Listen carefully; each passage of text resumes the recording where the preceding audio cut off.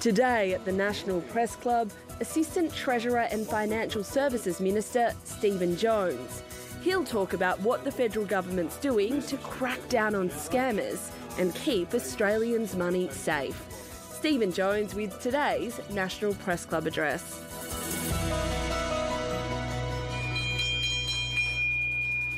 Hello and welcome to the National Press Club of Australia for today's Westpac address. We acknowledge we're on the lands of the Ngunnawal and Ngambri people here in Canberra. I'm Jane Norman, a club director and the National Regional Affairs reporter for the ABC.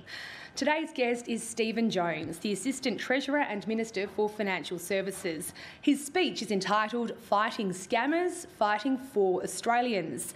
There's probably not a person in Australia who hasn't been subjected to a scam attempt, be it investment, romance or phishing.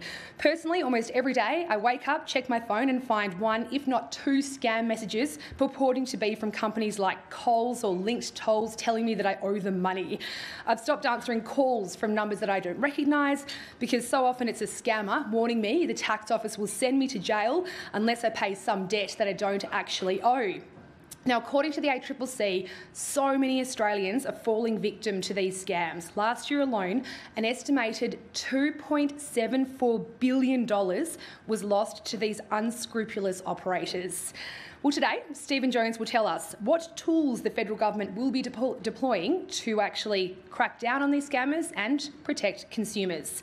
Now, for those of you watching at home, you can join the conversation on X. Our handle is @PressClubAust and our hashtag is NPC. Please join me in welcoming the Assistant Treasurer, Stephen Jones.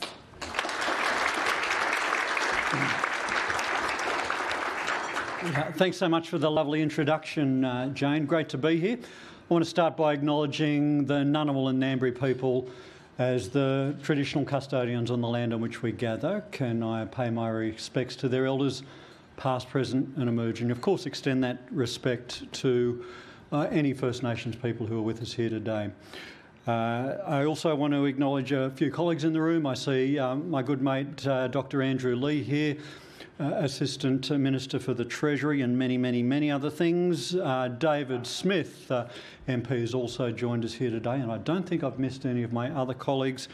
A few other people I want to give a shout out to because I've been working with them really closely on this stuff over the last 2 years. I see Steph Tonkin down here from the Consumer Action Law Centre, a great advocate for consumers in Australia and brings a lot of passion and in-depth knowledge to this issue. Great to have Anna Bligh from Australian Bankers Association and many of her staff here, including one of her important members, Peter King, the CEO of Westpac. He's here in two capacities, as Westpac has been a long-term supporter of the important conversations we have here at the National Press Club, but also I know he takes this issue very seriously and has led a bunch of initiatives inside his own organisation on this. A woman I hope you get to know, particularly by her work over the coming years, Sarah Proudfoot. I'll be referring to the National Anti-Scam Centre. Sarah is about to take over that role, and I want to pay tribute to the work that Heidi Schnell has done in establishing that body as well. Good to see my old friend Misha Schubert down here, wearing two hats, I think. One as a member of the Press Council, but also as the head of the Superannuation Members Council. Morris, thank you to you and the team for the opportunity to share a few remarks on something which is a real passion project of mine. I want to thank all the work that you do in ensuring that we can have these discussions in this place. You know, over the last 2 years, I have spoken to thousands, literally thousands of Australians in community halls across the country. People from all walks of life, and I've asked them to share their stories, their fears and their hopes. In every room, there have been accounts of people who've lost money to the scourge of scams. Sometimes hundreds of dollars, sometimes thousands of dollars, and tragically, sometimes their entire life savings. Sarah from over in Perth, $15,000 to the Hey Mum scam. Peter up in Ipswich was conned out of $130,000. He thought he was investing in a safe term deposit through somebody who said they were his broker. Robert down in Albury thought he'd found love again after passing of his wife, and he sent $73,000 overseas, hoping to bring his new love to Australia. She never arrived. These are just a few of the 600,000 Australians who've reported losing over $2.7 billion to scams in 2023. Now, one experience struck with me, and it illustrates why we're here today, not because of the amount of money involved, but just because of the process. It was a woman called Hannah. She's a financial counsellor. She was in her 30s and she went to sell a chest of drawers on Facebook Marketplace. Hannah was really busy, like so many of us, and she was keen to see the drawers sold quickly.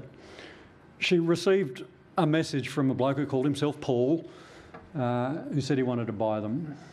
Hannah did all the sensible things. She checked out Paul's Facebook page and nothing really seemed out of the ordinary.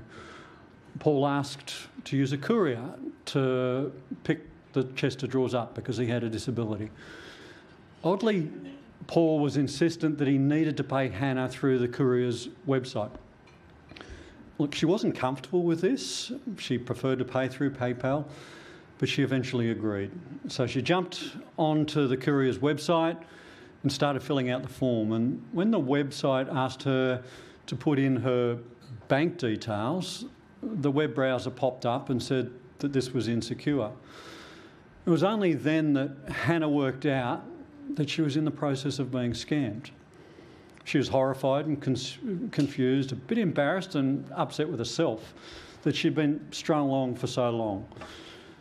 How close that she had come to allowing a scammer access to her bank account. She knew about all the risks. In fact, as a financial counsellor, she often dealt with people who'd been scammed themselves. And she thought she'd been really cautious and gone all through the process of checking out who Paul was, and yet she'd still been manipulated. If it wasn't for the pop-up, she'd have been yet another victim of the scourge of scams. So the data and all the stories behind them demonstrate how quickly scams have evolved and how they've been industrialised by technology. You know, the digitisation of the economy experienced over a few short decades has fundamentally changed the world. It's changed the way we communicate, it's changed the way we buy and sell goods, and the way we access services. And we can only expect that this pace of change will accelerate. It won't slow down. The profound impact this change has a direct bearing on the expectations that citizens have of government and businesses. It's often said that the first responsibility of government is to keep its people safe and secure.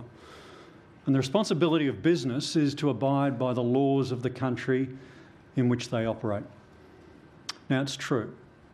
Globalisation and its impact on society and culture and economy challenges the way that nation states and multinational businesses acquit these responsibilities, but it doesn't replace them. Time and distance have become compressed, and information is transmitted around the world through digital platforms in an instant. Goods and services are purchased online in a global marketplace, and they're delivered to your door rapidly, sometimes within a day or two, even to the smallest town in the most remote of Australia. Retail transactions and finance are now overwhelmingly digital. All of this is facilitated by an enormous amount of personal data being stored and shared throughout the economy. The pandemic, well, it only accelerated the underlying trends. So these economic and social shifts are often